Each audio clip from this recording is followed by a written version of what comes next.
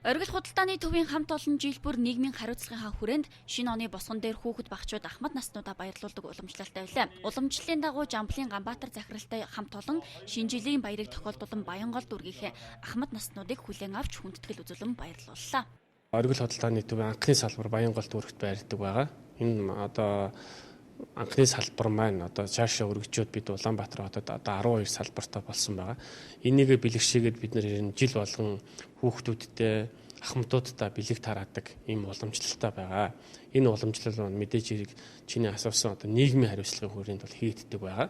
Тэгээд энэ нийгмийн хариуцлагынхаа хүрээнд бид нэр одоо хүүхдийн баяраар, ахмадын баяраар, шинэ жилээр, цагаан сараар одоо хүн энэ Монгол хүн юу байна түүгээр дайлдаг шүү дээ. Бид бол одоо хүнсний одоо бөөний худалдааны төв учраас бид нар одоо юу вэ түүгээр ахмадуудаа дайлдаг юм боломжтой. Сайхан уран бүтээлчдийн тоглолт үзүүллээ.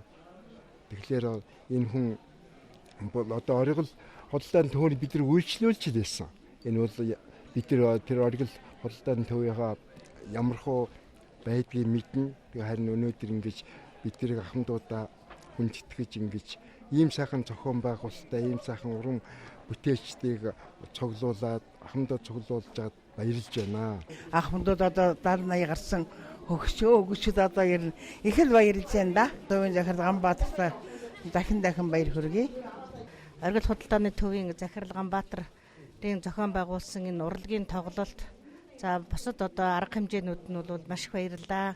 Ер нь тэгээд энэ ахмадуудаа үеийн одоо ахмадууд ирж энэ сайхан арга хэмжээнд оролцсондоо сэтгэл хангалуун байгаа гэж миний хувьд бодож байна.